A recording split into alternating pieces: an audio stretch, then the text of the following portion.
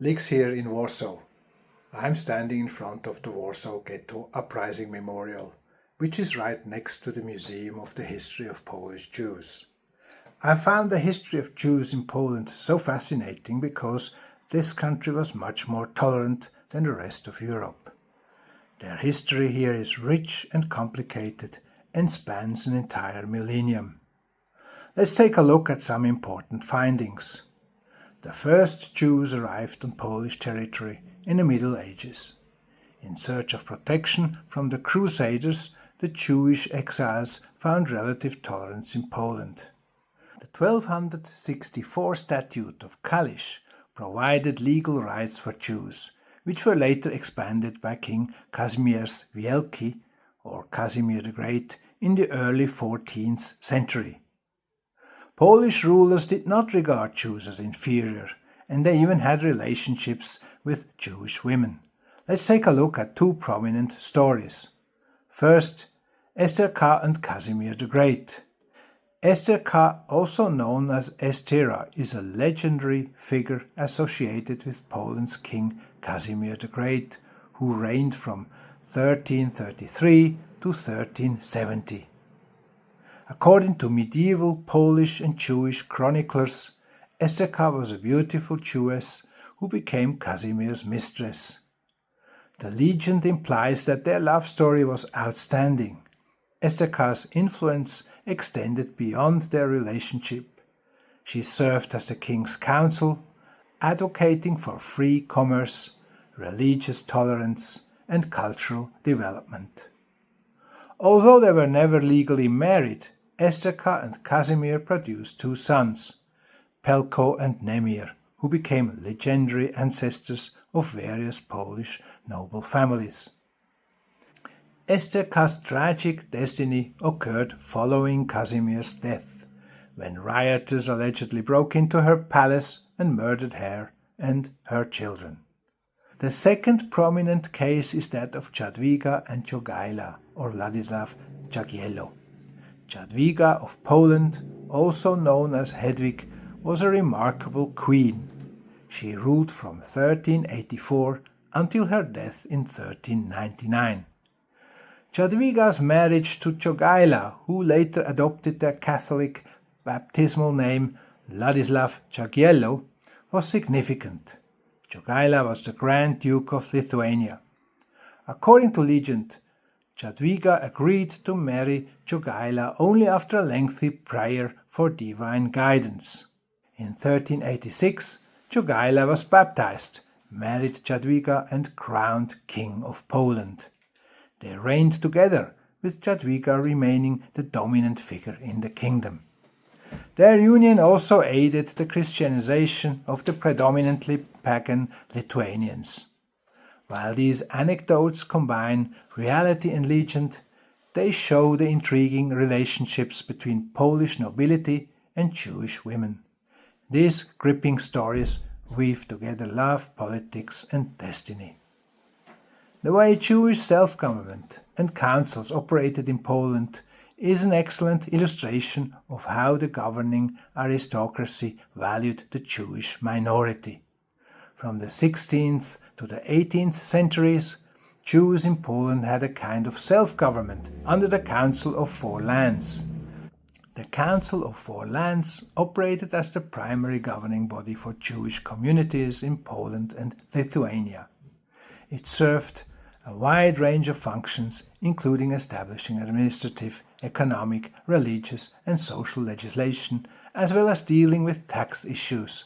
The council functioned as a Jewish parliament, allowing local groups to participate in larger decisions. By 1551, Jews in Poland were also given the right to pick their own chief rabbi. The chief rabbinate wielded great power in law and money, appointing judges and officials.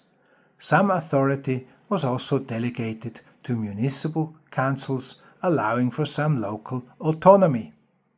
The Polish government recognized the rabbinate's growing importance and even used it to collect taxes. The Polish Council, also known as the Jewish Sejm, expanded to represent Jews in all regions of the Polish kingdom. While not a fully independent government, it did provide a forum for Jewish representation and advocacy. The Polish Council addressed communal issues, engaged with authorities, and had a significant impact on Jewish life. In summary, Jews in Poland organized local councils and exercised some degree of self-government, particularly through organizations such as the Council of Four Lands and the Chief Rabbinate.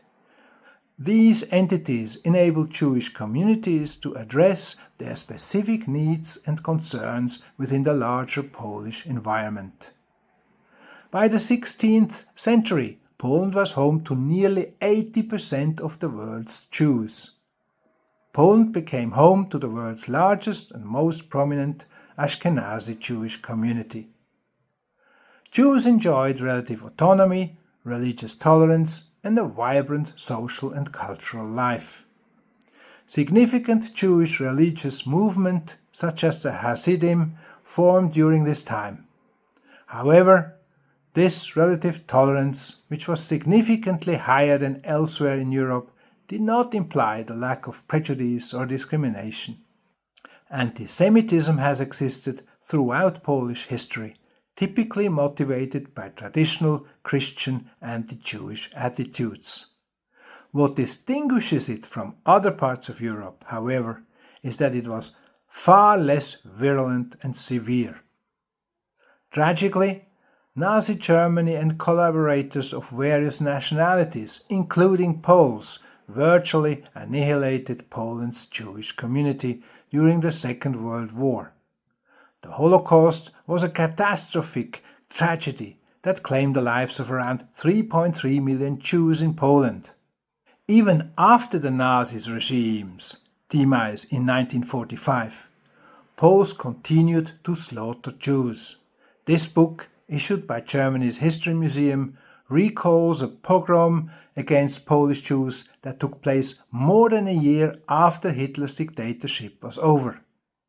And as far as the murder of the Jews is concerned, the Polish ambassador to Germany at the time, Joseph Lipski, who came from the Polish nobility of all people, said in a conversation with Hitler on 20th September 1938, and I quote, "For the solution of the Jewish question, we, that is Poland, will erect a beautiful monument to him in Warsaw." Unquote. Let that sink in for a moment. The representative of the Polish government in Nazi Germany suggested that the memorial be erected in Poland in honor of Hitler for crimes against the Jews. It is therefore not surprising that Poland collaborated with Nazi Germany in the division of Czechoslovakia. It was jointly decided in advance who would get which parts of the Czech Republic. One day after Nazi Germany invaded Czechoslovakia, Poland occupied the Olsa region or Czesinland. As a visitor, I observe that the aristocratic elites were quite tolerant and appreciative of Jews, but today's Polish elites are vehemently opposed to anything Russian. Russophobia seems to be more extreme today than anti-Semitism ever was in Poland. While relations between Poland and Russia have been marked by a mix of cooperation, conflict, and historical twists and turns in the past, Poland's current government has made conflict with Russia the centerpiece of its entire foreign policy. Russian-speaking immigrants face harassment and discrimination. A notable and rather crazy example was the selection of Poland as the winner of the European Tree of the Year 2022 competition after Russia's application was rejected. This meant that the Russian tree that was hundreds of years old was penalized. The greatest disgrace, however, is that Poland no longer allows the Russians to commemorate the liberation of Auschwitz, even though they were the ones who saved the camp's surviving prisoners from certain death. It is fitting that Poland now supports the Ukrainian neo-fascist Azov Brigade, as do other NATO countries. One of their soldiers recently visited the Auschwitz concentration camp in Poland and mocked the victims and Russian liberators with a Hitler quote on his t-shirt. I'll refrain from commenting, but feel free to add yours below. That's it for today. Thanks for watching. Leave your comments below. If you liked it, click the like button. And if you haven't subscribed to my channel yet, please do. See you in my next videos. Goodbye for today from Warsaw.